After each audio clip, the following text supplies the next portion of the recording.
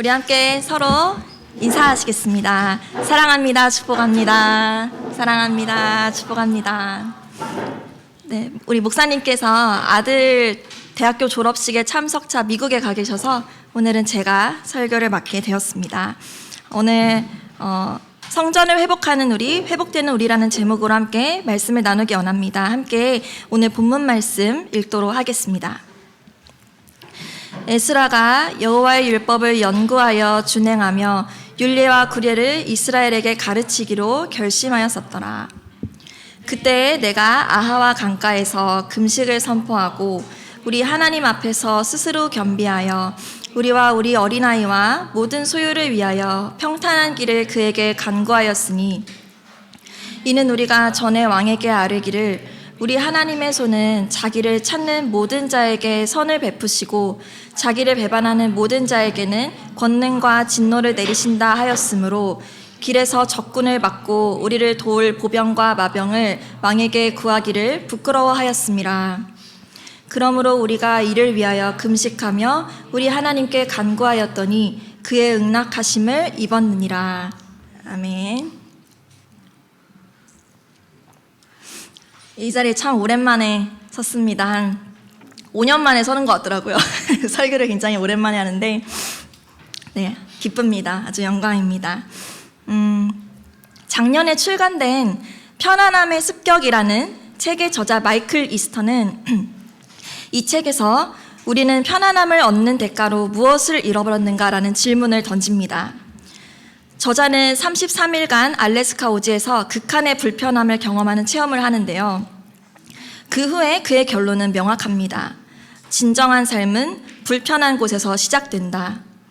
이것은 육체적, 정식적 문제만이 아니라 영적 차원에서도 동일합니다.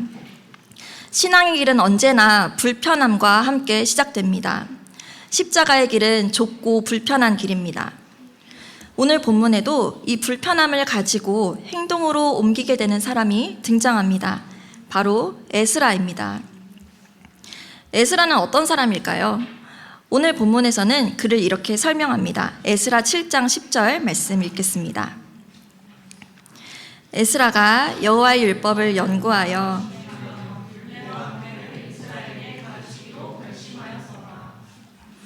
에스라는 아론의 16대 손으로 제사장 출신입니다. 그는 율법을 연구하는 서기관이었습니다. 그런 그에게 이런 불편한 마음이 생겨납니다. 하나님의 말씀을 이스라엘에게 가르쳐야겠다. 에스라 시대는 우리가 앞서 큐티하며 보았던 바벨론 1차 귀환 시대에서 80년이 지난 시점입니다. 바벨론의 포로로 잡혀간 지 70년 만에 포로 귀환이 되었는데 또다시 그보다 더 긴 80년이라는 시간이 흘렀습니다. 여호와의 성전도 지었고 나름 예루살렘에서 자리도 잡고 살아가고 있었는데 에스라에게 안타까운 소식들이 들려옵니다. 성전은 재건되었지만 사람들의 신앙은 무너져 있다는 소식이었습니다. 에스라 9장부터는 개혁의 내용들이 등장하는데 그 내용들로 보아서 이스라엘 사람들은 그 땅에 있던 이방 민족들과 아무 거리낌 없이 결혼하기 시작했던 것 같습니다. 이때 당시의 이방 민족과의 결혼은 우상을 받아들인다는 것과 마찬가지의 의미였습니다. 이스라엘 사람들에게 율법이 희미해지고 있었습니다. 성전이라는 하드웨어는 있었지만 하나님의 말씀, 소프트웨어가 제대로 작동하지 않는 상황이었습니다. 이 상황에서 말씀으로 개혁이 있어야 한다는 불편하고도 아주 부담스러운 마음이 에스라에게 생겼습니다. 하나님의 부흥의 역사에는 늘 이 한 사람이 있습니다. 불편함을 회피하는 것이 아니라 정면으로 마주하고 하나님께 진심으로 간구하는 그 한 사람이 부흥과 개혁의 시작이 되는 것입니다. 또 때마침 바벨론의 왕이 아닥사스다 왕이 에스라에게 조서를 내려줍니다. 예루살렘에 갈 뜻이 있는 사람들은 다 같이 가라. 필요한 걸 다 챙겨주겠다.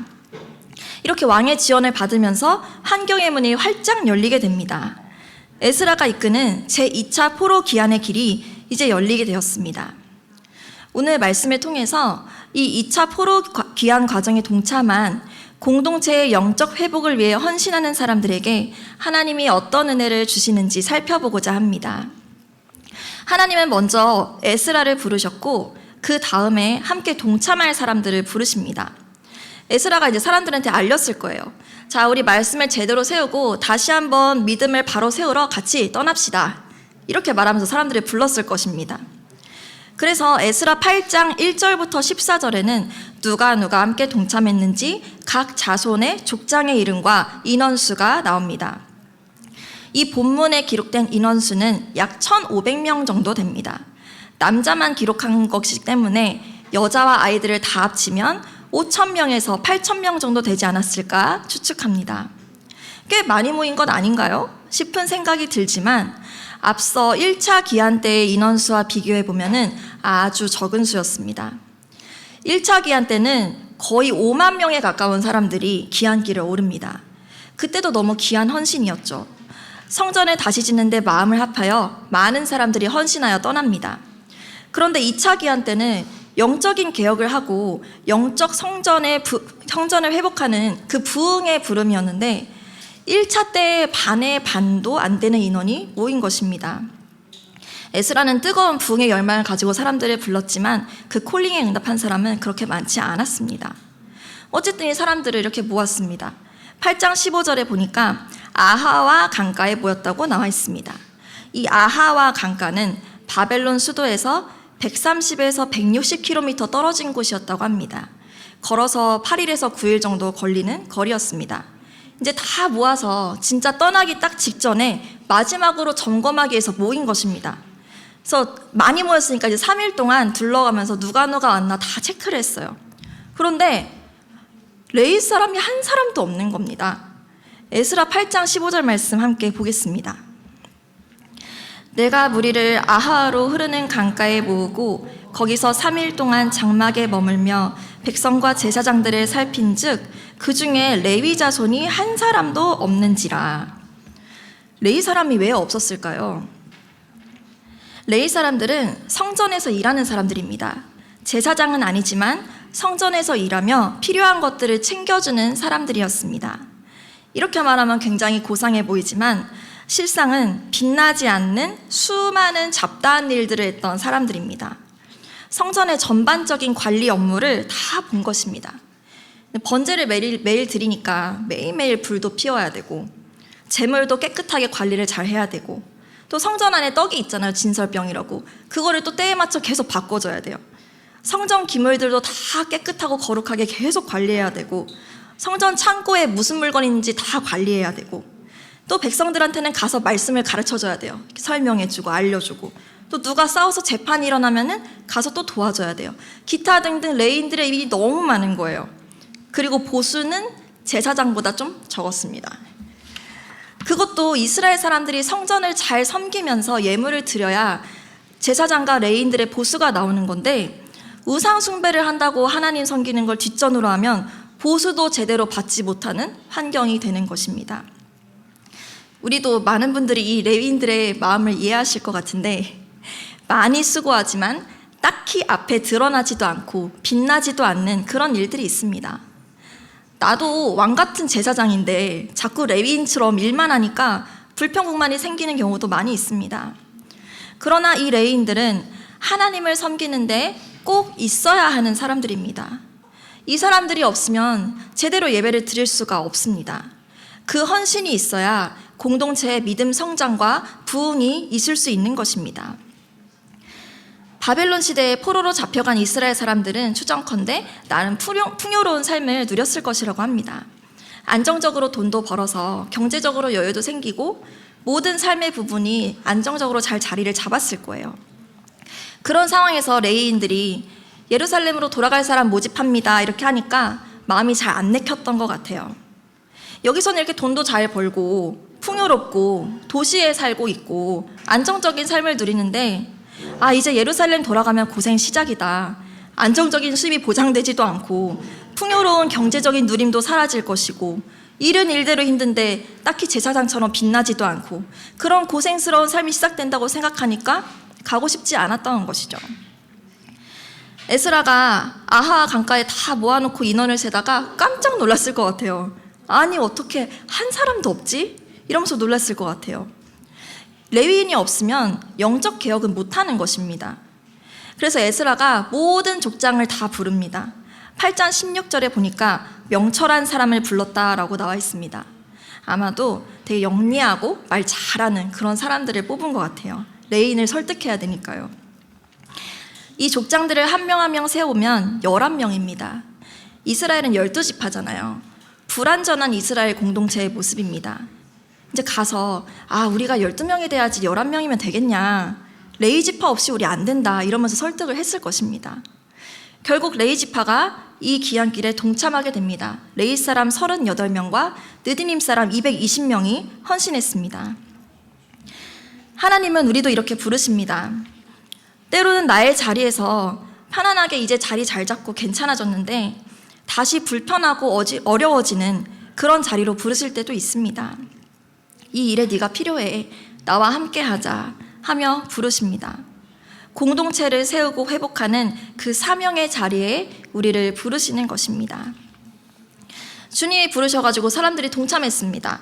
이제 내 편안한 생활도 다 버리고 떠나기로 기꺼이 결심하며 나왔습니다. 그런데 여기에서 한술 더 떠서 하나님은 이제 엄청난 헌신을 요구하십니다. 오늘 함께 읽은 본문에서는 에스라가 금식을 선포합니다. 에스라 8장 21절부터 23절까지 다시 한번 같이 읽겠습니다.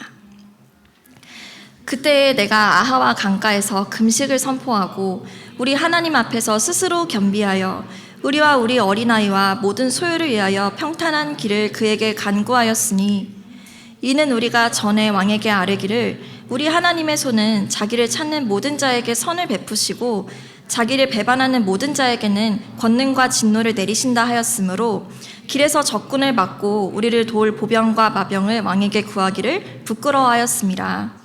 그러므로 우리가 이를 위하여 금식하며 우리 하나님께 간구하였더니 그의 응낙하심을 입었느니라. 에스라가 바벨론 왕이 아닥사스다 왕에게 군대를 요구하지 않은 거예요. 오로지 금식하고 기도하며 이 4개월의 대장정을 준비합니다. 그런데 이게 굉장히 무모한 도전이고 성공한다는 것은 기적에 가까운 일이었습니다. 방금 읽은 말씀에 이어서 나오는 에스라 8장 25절에서 28절에 보면은 당시에 가져가는 은과 금과 녹그릇의 양이 얼마인지 나와 있습니다. 이것을 현대 기준으로 좀 환산을 해보면은 은이 22.1톤이었고 은그릇은 3.4톤이었고 금은 3.4톤에 금잔이 20개인데 이게 이제 8.4kg 정도의 양이었다고 해요. 그리고 금만큼 값진 반짝거리는 녹그릇 2개까지 있었습니다. 이 녹그릇은 특수한 기술로 만들어진 초고가 합금이어서 금보다 더 귀한 가치가 있었을 거라 추정하는 그릇입니다. 이 모든 것들을 현대 가치로 환산하면 약 4천억 정도 된다고 합니다. 여기에 포함되지 않은 보석들이 더 있었을 수도 있다고 추정을 합니다. 이때 이동한 사람을 어림잡아서 약 5천 명이라고 하고 단순하게 계산을 해보면은 한 사람당 8천만 원에 해당하는 보물을 들고 여행길을 떠난 것과 마찬가지입니다. 그냥 어느 한 집 이사 가는 정도가 아니라 국가재산급의 규모의 보물들을 들고 길을 떠나는 거였어요. 그런데 그 길이 지금처럼 치안이 좋고 안전한 길이 아니었습니다. 강도들이 가득한 광야였습니다. 매복해 있다가 갑자기 습격해서 돈을 빼앗고 사람들은 노예로 팔아버리는 일이 비일비재한 곳입니다. 그런 곳을 아이를 포함한 몇천 명의 사람들이 군대의 호의 없이 각자 8천만 원씩 들고 간다고 생각해 보세요. 요즘 시대에도 가방에 현금 8천만 원 들고 밖에 걸어다니면 불안하잖아요. 저는 100만 원만 넣어도 되게 불안한데 이 당시에 이런 도전을 한다는 것은 불가능에 가까운 일이었고 이 5천 명이 목숨을 걸고 도전하는 것이었습니다. 또 에스라가 여러 길 중에서도 위험한 길을 선택합니다. 좀 더 안전한 길은 위로 좀 더 돌아서 이렇게 가는 길이 있었는데 빨리 예루살렘에 가려고 했는지 그 이유는 잘 모르겠지만 조금 더 직선거리로 가는 더 위험한 길을 선택합니다. 에스라는 불가능에 도전했습니다. 아마도 그는 이 모든 일의 시작은 하나님께 있다고 생각했던 것 같습니다. 인간의 계획으로 이루어진 일이 아니었기에 하나님이 반드시 행하실 것이라는 믿음이 있었을 것입니다. 또 말씀해 보면 에스라가 아닥사스다 왕 앞에서 하나님은 선을 베푸시는 분이다라고 큰 소리를 쳐놓은 상황이었어요. 그래서 이제 우리가 하나님 말씀으로 인도함 받아서 예루살렘을 말씀으로 다시 새롭게 하겠다는 그 목적 가지고 떠납니다 하는데 우리를 지켜줄 군대가 필요합니다라고 이방원에게 요구하는 것이 부끄럽게 느껴졌다 이렇게 기록을 해요. 이 무모한 도전은 하나님을 향한 믿음을 회복해야 하는 이 상황에서 상징적이고도 의미가 있는 도전이었습니다. 그래서 이 일을 함께 금식하며 기도로 준비했던 것입니다. 그리고 하나님은 정말로 이들을 지켜주셨습니다. 에스라 8장 31절 말씀입니다. 첫째 달 12일에 우리가 아하와 강을 떠나 예루살렘으로 갈새 우리 하나님의 손이 우리를 도우사 대적과 길에 매복한 자의 손에서 건지신지라. 4개월의 여정 끝에 정말 무사히 예루살렘에 도착했고 그 막대한 보물들도 손해를 입은 것이 하나도 없었습니다. 하나님의 부르심에 따라 나서고 헌신을 요구하실 때 순종하며 따라 나서자 정말 불가능이 가능케 되었습니다. 우리도 하나님이 헌신을 요구하셔서 순종하여 드릴 때가 있습니다. 그 헌신으로 인해서 공동체에 진짜로 좋은 열매들이 맺혀지기도 합니다. 그런데 여기서 이런 질문이 떠오를 수 있습니다. 그럼 나는 내 것을 다 드렸고 공동체에도 은혜가 임했는데 그러면 나는 이런 생각이 들 수 있죠. 하나님은 공동체의 은혜를 주실 뿐 아니라 반드시 헌신한 바로 그 사람에게도 은혜를 베풀어 주십니다. 헌신한 사람에게 하나님이 주시는 은혜들이 어떤 은혜들이 있는지 한번 살펴보겠습니다. 첫 번째로는 살아계신 하나님을 생생하게 경험하는 은혜를 주십니다. 오늘 본문 말씀을 다시 살펴보면 이 기적 같은 과정을 겪으며 귀한 길에 올랐던 사람들, 특히 레위 사람들은 무엇을 느꼈을까요? 공동체의 영적 부흥을 위해서 자신의 목숨을 걸고 안정된 생활과 직장을 포기하고 헌신한 사람들입니다.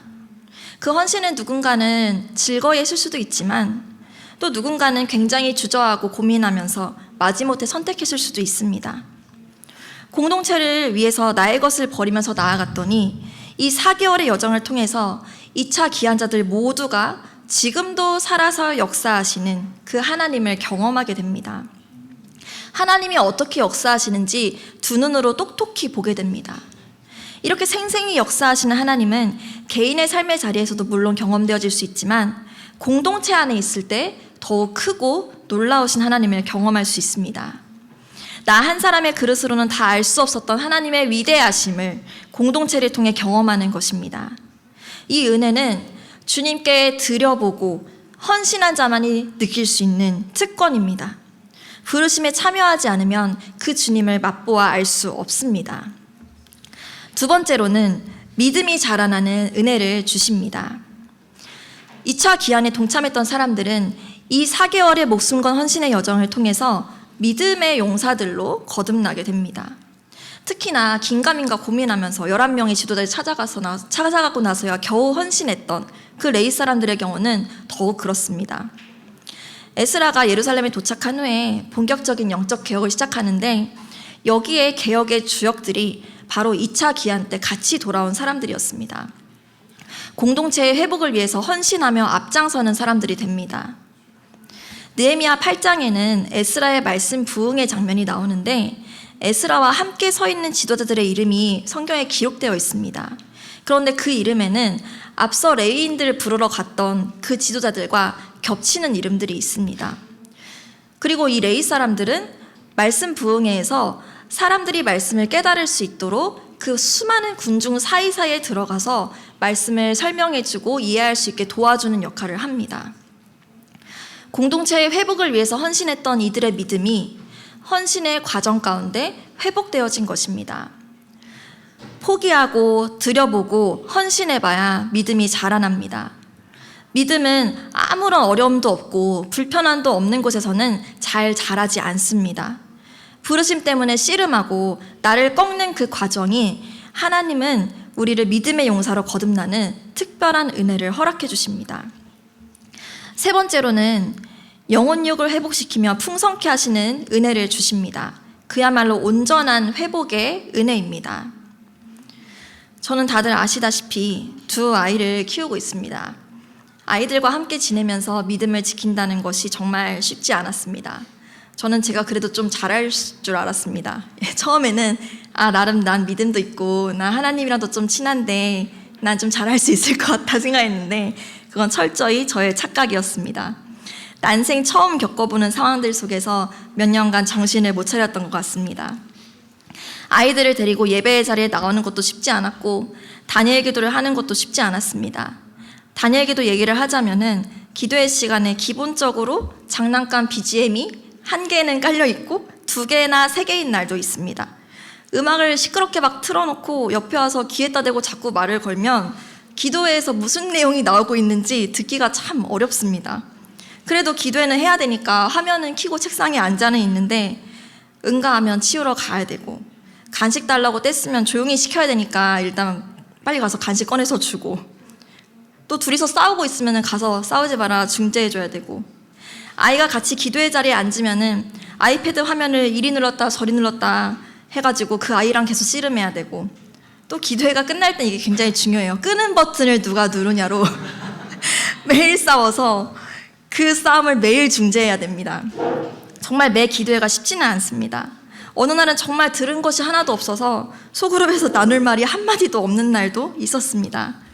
제대로 은혜를 체험받지도 못하고 매일 아이들과 씨름하면서 살다 보니까 제 안에 깊은 우울과 무기력이 있었습니다. 우울의 파도가 치는 날이면 죽음이 참 가깝게 느껴지는 날도 많았습니다. 그런데 하나님은 저의 이런 영혼을 공동체를 통해서 소생시키셨습니다. 이게 은혜를 받는 건지 마는 건지 모르겠다면서 꾸역꾸역 참여했던 그 다니엘 기도회가 그나마 저를 잡아줄 수 있는 하나의 장치가 되어주었습니다. 다니엘 기도마저 없었다면 제가 어디까지 떨어졌을지 모르겠습니다. 그리고 우리 공동체에게 주신 또 하나의 선물인 하가다를 하면서 저의 영혼이 참 많이 새로워졌습니다. 하가다 하고 우울증이 안 나은 사람이 없다는 간증을 듣고 나는 이제 이걸로 극복해야겠다라는 마음이 들더라고요. 그래서 정말 열심히 했고 실제로 제 마음이 많이 좋아졌습니다. 다니엘 기도회나 교회 여러 사역들에 동참할 때 그것이 교회를 세우기 위한 헌신이기도 하지만 동시에 그 헌신은 나를 살리는 하나님의 은혜의 통로가 됩니다. 물론 당장의 큰 변화는 없을 수도 있습니다. 때로는 한 번의 예배가 삶을 바꾸기도 하지만 그렇지 않은 경우도 많습니다. 가랑비에 옷 젖듯이 시간이 지나고 보니 내 영혼이 많이 회복되었음을 깨닫기도 합니다. 그래서 아무리 힘들고 지친다 하더라도 공동체를 떠나서는 안 됩니다. 공동체에 붙어 있어야 됩니다. 그래야 그 공동체에서 흐르는 은혜를 어떻게든 받을 수 있습니다. 또 공동체를 위해서 헌신하는 일은 절대 내 것을 소진만 하는 일이 아닙니다. 내 것을 포기하고 나아가면 하나님은 포기한 만큼 반드시 채워주십니다. 나의 헌신으로 공동체의 은혜와 부흥이 임하면 그 은혜와 부흥의 영광은 나 개인의 삶에도 임하게 됩니다. 공동체가 잘 돼야 내 삶도 잘 됩니다. 우리가 교회의 지체, 손과 발이기 때문에 모두 연결되어 있습니다. 성전의 회복을 위해서 나아가면 내게도 회복이 임하게 되는 것입니다. 하나님은 우리의 모든 수고와 헌신을 다 기억하고 계십니다. 그리고 우리에게 어떤 필요가 있는지 나보다 더 잘 알고 계십니다. 우리의 영혼을 소생시켜 주실 뿐만 아니라 육적인 필요 또한 반드시 채워주십니다. 성경에 보면 다윗이 내가 여호와의 집을 지어야겠다라고 생각하고 기도했을 때 하나님은 내가 너에게 집을 지어줄 것이다 라고 응답하십니다. 우리가 주님께 먼저 드리면 하나님은 반드시 그 이상으로 채워주시는 분이십니다. 또 신명기 말씀에는 특히 28장에 순종하면 어떤 복을 받는지 반복적으로 계속 언급이 나옵니다. 네가 들어와도 복을 받고 나가도 복을 받고 네 집에 있는 그 떡그릇까지 다 복을 받을 것이라고 막 약속해 주십니다. 주님의 말씀에 주님의 인도하심에 순종한 개인이 복을 받는 것은 성경에 나오는 법칙입니다. 하나님이 그냥 그렇게 정해 두신 것입니다. 아침에 해가 뜨고 저녁에 해가 지듯이 그냥 그것은 법칙입니다. 하나님은 주님께 순종하여 헌신하는 사람을 반드시 축복해 주십니다. 그런데 우리가 이렇게 헌신하고 복 받는 것을 싫어하는 자들이 있습니다. 우리의 원수 마귀입니다. 마귀는 특히나 이 현대세대에 개인에 대해서 강조합니다. 포스트 모던주의 시대이기 때문에 진리가 무엇인지 희미해졌고 개인의 선택이 강조되는 시대입니다. C.S. 루이스가 쓴 소설 스크루테이프의 편지는 경험 많은 고참 악마 스크루테이프가 자신의 조카이자 풋내기 악마인 워무드에게 인간을 유혹하는 방법에 대해 충고하는 31통의 편지로 이루어져 있습니다. 이 책에서는 각 악마가 담당한 그리스인을 환자라고 불러요. 그리고 하나님을 원수라고 부릅니다. 이 책의 21장에 나오는 내용의 일부를 제가 읽어보겠습니다. 인간들은 단순히 불행이 닥쳤다고 분노하는 게 아니라 그 불행이 권리의 침해로 느껴질 때 분노한다. 중략. 제 마음대로 쓸 수 있으리라고 기대했던 시간을 느닷없이 빼앗겨 버리는 것만큼 화내기 쉬운 상황은 없다. 뜻하지 않은 손님이 왔다거나 괄호 열고 한적한 저녁 시간을 보내길 고대했는데 괄호 닫고 친구의 아내가 마구 수다를 떤다거나 괄호 열고 친구와 둘이서만 이야기하고 싶었는데 괄호 닫고 하는 작은 일들이 환자의 절제심을 무너뜨리지. 중략. 그러니 너는 열심을 다해 내 시간은 나의 것이라는 이 기묘한 전제가 환자의 마음에서 빠져나오지 못하도록 꼭 틀어막아야 한다. 마치 자신이 하루 24시간의 합법적인 소유자로서 매일의 삶을 시작하는 것처럼 느끼게 하라고. 직장에서 일하는 시간은 자기 재산에서 억지로 떼어줘야 하는 부담스러운 세금으로 여기게 하고 종교적 의무들에 할애하는 시간은 너그러운 기부금처럼 여기게 하거라. 단 이런 차액들을 제하기 전의 전체 시간은 어떤 불가피한 의미에서 내게 타고난 개인적 권리라는 믿음에는 의문을 제기하지 못하게 해야 한다. 중략. 일반적으로 내가 주인이라는 생각은 어떤 경우에도 부추길 만한 가치가 있지. 인간들은 노상 제가 주인이라고 주장하는데 천국에서 듣든 지옥에서 듣든 우습기 짝이 없는 소리다. 인간이 그런 우스운 소리를 계속 떠들게 하는 게 우리 일이야. 여기까지입니다. 마귀는 지금도 네 신앙만 잘 지켜라. 다른 섬길 사람 또 있으니까 너까지는 굳이 섬기지 않아도 된다. 교회에 깊이 들어가 있으면 자꾸 부대끼니까 최대한 거리를 두고 은혜만 딱 받고 가라. 저런 헌신은 사역자들이나 하는 것이다 라는 거짓말로 우리를 속입니다. 요새는 핵가족화를 넘어서 핵개인화라고 합니다. 이런 시대에 공동체의 부흥과 회복을 위해서 헌신하는 것은 시대의 흐름을 역행하는 것일 수 있습니다. 그러나 하나님은 우리를 공동체로 부르셨습니다. 공동체 없이 개인의 신앙은 존재할 수 없습니다. 공동체를 위해 우리의 것을 드리면 하나님은 우리를 축복해 주십니다. 마귀는 우리가 이 은혜를 누리지 못하게 하려고 내 시간, 내 재정, 내 인생 등의 생각을 심어놓고 공동체를 위한 헌신까지는 나아가지 못하게 방해합니다. 마귀의 거짓말인 줄 알고 이것을 끊으셔야 합니다. 그래야 우리의 삶이 더 풍성해질 수 있습니다. 이제 말씀을 마무리하려고 합니다. 하나님은 우리를 부르십니다. 또 헌신을 요구하실 수도 있습니다. 그런 부르심을 받은 우리에게 때로는 에스라처럼 무언가에 대한 불편한 부담감이 들 수도 있습니다. 그런 부담감을 가지고 에스라처럼 간구하고 나아가다 보면 하나님의 부흥에 쓰임받는 부흥의 주역이 될 수도 있습니다. 그러나 또 한편으로는 그 부르심을 받았을 때 우리의 마음이 오늘 본문의 레위 사람들처럼 반응이 좀 뜨뜻미지근하고 쉽사리 헌신에 동참하지 않을 수도 있습니다. 그러더라도 결국에는 함께 목숨을 거는 헌신의 여정에 나오는 이들에게 하나님은 역사해 주십니다. 교회의 영적 부흥을 위해 헌신하는 일은 버겁고 어려운 과정일 수 있습니다. 단순하면서도 드러나지 않는 일을 반복적으로 계속 해야 할 수도 있고 자존심이 상할 수도 있습니다. 그러나 그 과정은 하나님께 하나도 낭비되지 않습니다. 우리의 그 모든 헌신과 수고를 주님은 다 보고 계십니다. 여러분, 교회 공동체에 속하셔서 가장 작은 일이라도 꼭 하나를 섬기십시오. 사탄은 우리에게 계속 속삭입니다. 네 신앙만 잘 지키면 된다. 네 시간은 온전히 네 것이다. 굳이 그렇게까지 하지 않아도 된다. 교회에서는 은혜만 받고 너는 네 삶을 세워라. 여러분, 이 모든 것은 거짓말입니다. 오늘 말씀으로 나눈 헌신한 사람들에게 주시는 그 3가지의 은혜를 받지 못하게 하려는 마귀의 거짓말입니다.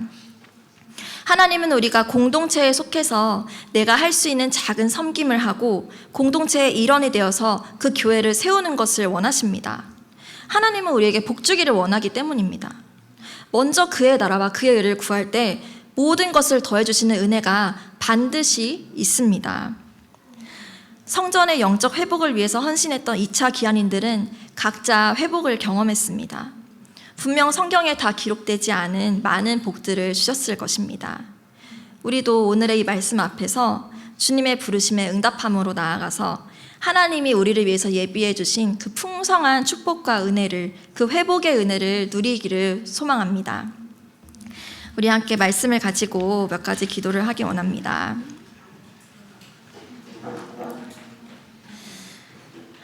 오늘 설교를 준비하고 예배를 위해서 기도하면서 저에게 주신 마음은 하나님이 정말 우리에게 축복해 주시기를 원하시는구나, 우리에게 정말 복 주기를 원하시는구나, 그런 마음이 굉장히 많이 들었습니다. 영적인 원리와 법칙이 있습니다. 하나님께 믿음으로 나아가는 자에게는 더 풍성한 은혜가 올 수밖에 없습니다. 그래서 하나님이 우리를 부르십니다. 헌신의 자리에 초청하십니다. 더 풍성함을 누리게 해주시려고. 우리를 망하게 하려고 하시는 것이 아닙니다. 내 인생을 더 곤고하게 만들어서 나를 힘들게 하려고 나를 부르시는 것이 아닙니다. 하나님은 우리가 풍성한 삶을 누리고 충분히 회복되기를 원하십니다. 그래서 우리를 초청하십니다. 우리가 정말 이 부르심에 아멘하고 하나님을 신뢰하고 하나님을 의지함으로 나아가기를 원합니다. 주님을 따르는 길을 가다 보면은 고난이 있을 수 있어요. 그런데 고난이 있으면은 고난을 이기게 하시는 주님을 만나게 됩니다. 주를 따르다가 낙심하셨습니까? 낙심했다면 내 마음을 소생시키시는 주님을 만나게 됩니다. 주를 따르는 길에 나를 부인하고 나를 꺾어야만 하는 그 순간이 온다면 나를 성숙하고 더 단단하게 하시는 주님을 만나는 것입니다. 하나님은 어떻게든 우리에게 더 풍성하고 더 아름다운 삶이 되게 하기 위해서 우리를 계속해서 부르십니다. 계속해서 나에게 가까이 와라. 이 일에 헌신해보지 않겠니? 이 일에 참여해보지 않겠니? 우리를 계속 부르십니다. 우리의 두려움을 내려놓고 내가 이것까지 하면 안 될 것 같은데, 나는 그 정도 사람이 아닌 것 같은데, 이런 나의 두려움을 내려놓고 주님의 부르심에 아멘 주님 제가 나아가겠습니다, 응답하며 나아가기를 원합니다. 이 시간 함께 기도하실 때 하나님, 제가 나의 두려움과 그 마귀의 거짓말들을 다 뒤로 하고 주님께 온전히 드려지는 삶이 되기를 원합니다. 저는 오늘 그 레위 사람들처럼 너무 연약하고 부족합니다. 그러나 그럼에도 불구하고 그 헌신의 과정 가운데 제가 용기를 내서 나아가기 원합니다. 주를 따르기 원합니다. 예수님의 그 십자가의 길을 제가 따라가기를 원합니다. 저를 위해서 예비해 주신 그 하나님의 풍성한 은혜들을 누릴 수 있는 그 복을 저에게도 허락하여 주시옵소서. 생생하신 주님을 만나고 내가 정말 믿음의 용사로 성장하고 내 영혼력이 회복하여 솟게 되는 그 은혜를 누릴 수 있도록 저를 인도하여 주시옵소서. 우리 함께 기도하시겠습니다. 주님 감사합니다. 아버지, 오늘 정말 하나님 인도해 주시니 감사합니다. 아버지 정말 우리를 부르시는 주님, 우리의 모든 두려움과 정말 우리의 모든 연약함을 내려놓고 주님의 부르심에 아멘하고 응답하며 나아가기를 원합니다. 아버지, 우리를 정말 부르시는 주님, 우리에게 풍성한 삶을 주시는 주님, 아버지 주님을 만나기 원합니다. 아버지 주님을 더 믿음으로 정말 믿음이 성장함으로 나아가기 원합니다. 나의 삶을, 나의 영혼력을 회복시키고 소생시키시는 주님을 더 만나기 원합니다. 아버지, 나를 위해서 숨겨두신, 예비해두신 정말 그 축복을 다 받아 누리는 우리가 되게 하여 주시옵소서. 주님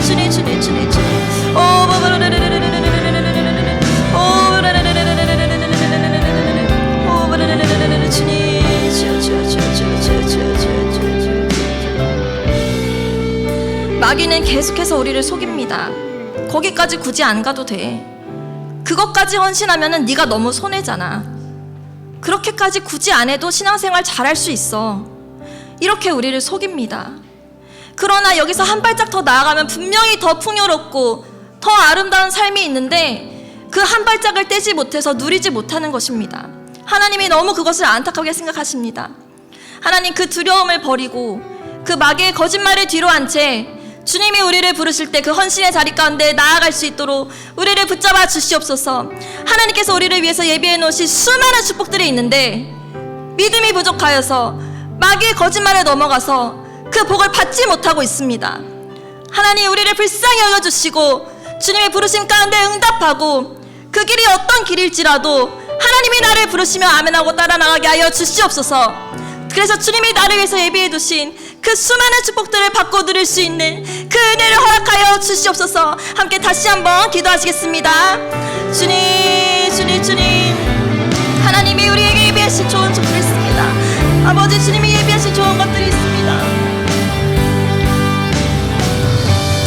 주님, 그것들을 정말 누리지 못하게 방해하는 우리의 두려움과 정말 마귀의 그 속삭임들을 뒤로하고 하나님의 부르신 가운데 나아가기 원합니다. 아버지, 주님, 그 풍성한 삶을 누리기 원합니다. 이 자리에 모인 우리 한 사람 한 사람 모두가 정말 하나님 주님이 예비하신 그 풍성한 삶을 누리고 아버지 나아가는 은혜를 허락하여 주시옵소서. 아버지, 우리 각 사람이 정말 주님의 그 풍성한 은혜 가운데 거하고 아버지, 우리 영혼이 회복되고 우리 공동체가 회복되고 하나님께 기쁨이 되는 곳 될 수 있도록 아버지 인도하여 주시옵소서. 주님, 오 주여.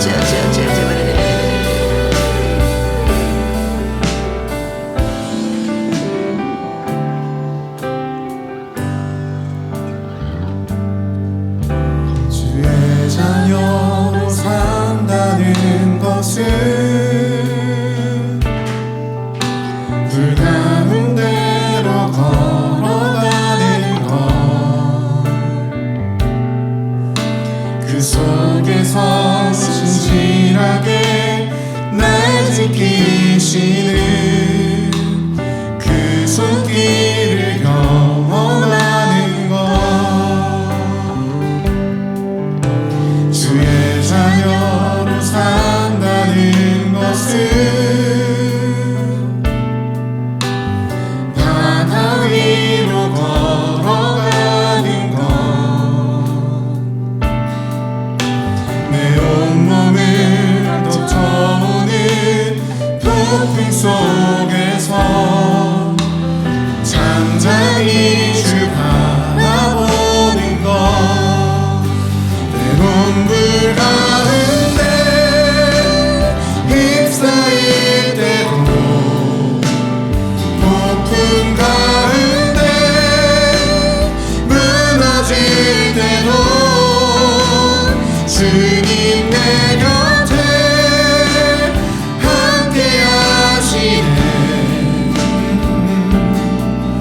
가장 가까이에 함께 하시네.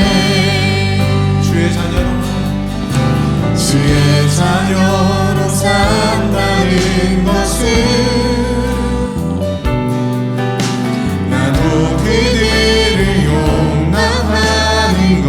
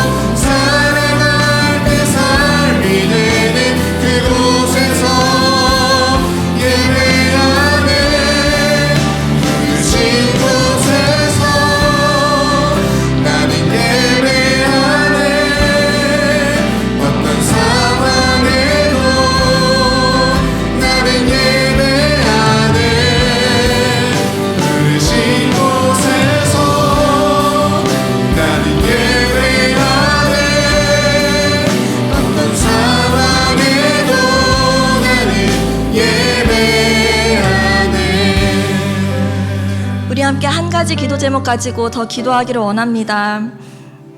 하나님, 우리를 축복하여 주시옵소서. 우리 각 사람을, 외대교회를, 그리고 이 외대 공동체를 주님 축복하여 주시옵소서. 정말 주님께 헌신하여 나아오는 많은 사람들이 있게 하여 주시옵소서. 정말 이 2차 포로 기한에 기꺼이 헌신하여 목숨을 건 그 5,000명의 사람들처럼 하나님, 우리 공동체가 정말 그런 공동체가 되게 하여 주시옵소서. 하나님 나라를 위해서 믿음을 가지고 기꺼이 헌신하며 나아가는 그 믿음의 용사들이 계속해서 자라나는 공동체가 될 수 있도록 하나님 우리를 축복하여 주시옵소서. 함께 기도하시겠습니다. 주님 아버지,